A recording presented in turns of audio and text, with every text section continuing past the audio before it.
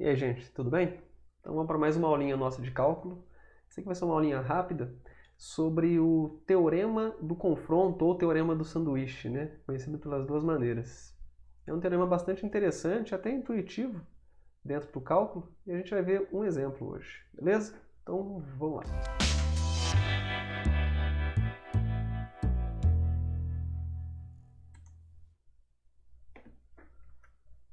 Então vamos lá, gente, ó. A gente tem como primeiro teorema aí, esse ainda não é o teorema do confronto, mas ele fala o seguinte, ó. Se eu tenho uma função f e uma função g, e a f é sempre menor ou igual a g quando x está próximo de a, exceto possivelmente em a, e os limites de f e g existirem quando x tende a a, então o limite da f é menor que o limite da g. Menor ou igual, né? Por que eu falo que é intuitivo isso? A gente pode até ler isso aqui, fica um pouco confuso, tem muita notação matemática, mas basicamente ele fala assim, ó, se uma função é sempre menor que outra, então o limite dela vai ter que ser menor que o limite da outra, certo? Esse sempre que eu falo, o que importa é mais na proximidade do a, né? Então, se lá perto desse x igual a a, perto desse x igual a a, uma função é menor que a outra, então o limite de uma vai ser menor que o limite da outra. Beleza? Esse é um dos teoremas. O limite, o teorema do sanduíche mesmo, é esse aqui, ó.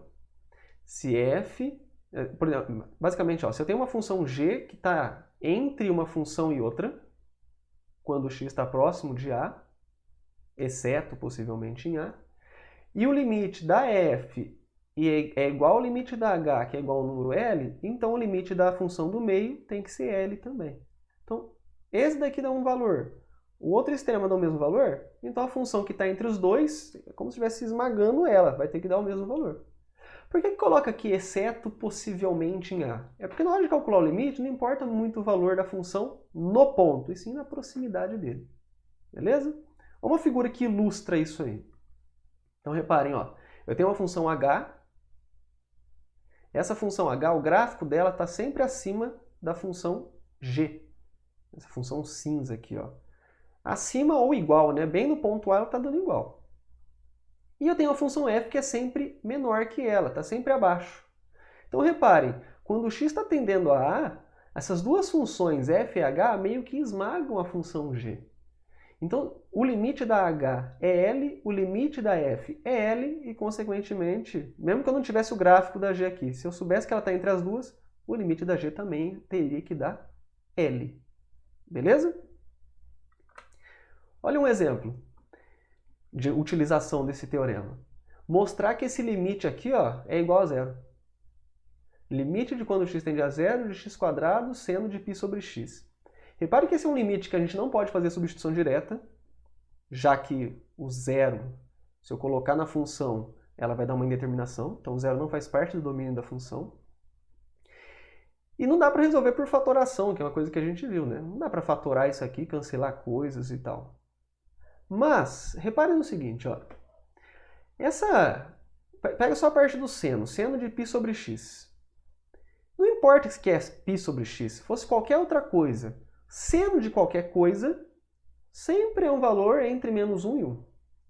Então, mesmo que aqui não fosse π sobre x, fosse qualquer outra coisa, o seno eu posso sempre afirmar é um número entre menos 1 e 1. Se eu multiplicar todos os membros dessa desigualdade aqui por x², a gente chega nisso aqui, ó. Menos x², aqui x² que multiplica o seno, e aqui x² vezes 1 é x², né? Essa função que está no meio aqui é exatamente a função cujo limite a gente quer calcular. Agora reparem no seguinte, ó. Essa aqui é uma função que está entre menos x² e x². O limite do menos x² quando x tende a zero, por ser uma função polinomial, basta trocar o x por zero, né? Fazer a substituição direta, ficaria menos zero ao quadrado, que é zero. Então essa função aqui, ó, essa função de um extremo, que é sempre menor que essa aqui, vai para zero. O limite do x², quando x tende a zero, também é só trocar o x por zero, ficaria zero ao quadrado, que é zero. Então, ó, o limite do menos x² é zero, o limite do x² é zero. A função cujo limite eu quero calcular é uma função que está entre essas duas outras que o limite já sei que vale zero. Então, o limite dela tem que ser zero também, pelo teorema do confronto, teorema do sanduíche, que a gente acabou de ver. Certo? Então, olha lá. Apesar de ser um limite que não dava para calcular diretamente, nem por fatoração, usando o teorema do sanduíche a gente conseguiu chegar. Certo? Olha o gráfico dessa função para vocês terem uma ideia como é que ela é. Ela é essa curvinha aqui do meio. Essas duas parábolas que aparecem aqui são as duas funções dos extremos daquela desigualdade que a gente chegou. Então dá para ver que essa função x² seno de π sobre x é sempre menor ou igual ao y igual a x² e sempre maior ou igual a y igual a menos x². Mas no zero, ó, ela está sendo espremida. O limite de uma dava zero, o limite da outra dava zero, então o dela, consequentemente, é zero também. Beleza, gente? Então, até a próxima!